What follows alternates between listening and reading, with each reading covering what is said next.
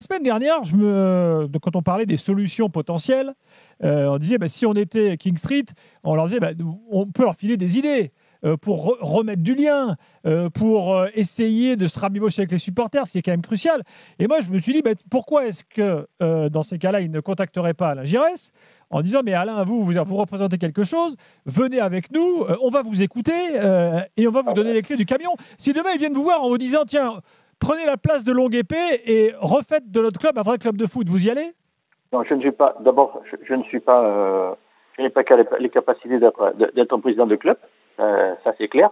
Mais quand je suis monté à Paris pour rencontrer M. Dagrossa, c'est que il voulait, ou des gens lui avaient dit, écoute, il faut l'écouter parce qu'il va pouvoir présenter le club, ce qu'il est, son identité, ce qu'il représente, et essayer évidemment de prolonger cet aspect-là, de le préserver en tout cas, et bien sûr, et d'apporter tous les moyens pour, évidemment, amplifier les possibilités sportives. Voilà, mais c'est ça, sauf que, si vous voulez, je sais pas pourquoi je suis venu, et au final, pour que tout d'un coup, on pense que on va essayer de récupérer beaucoup d'argent en faisant comme ça on essaye de le faire quelque part dans notre club.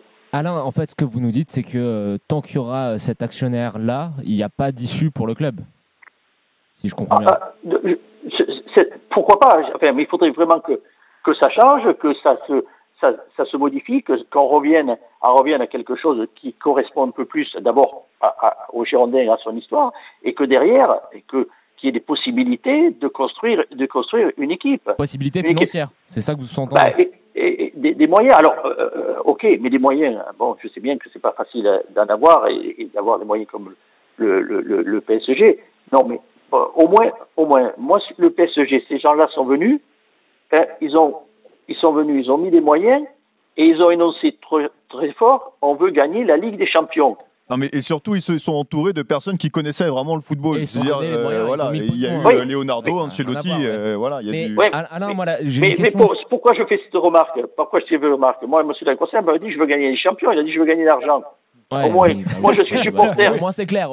Attendez, moi je suis supporter de Paris, de Bordeaux. On me dit vous avez quelqu'un qui arrive avec des moyens, donne les moyens pour gagner les champions. Eh ben, tout le monde est adhérent à ça. Hein. Mais Alain, avec la notoriété que vous avez, on a parlé en fait des anciens, de tous les anciens, Damien énuméré les générations d'anciens glorieux des Girondins de Bordeaux.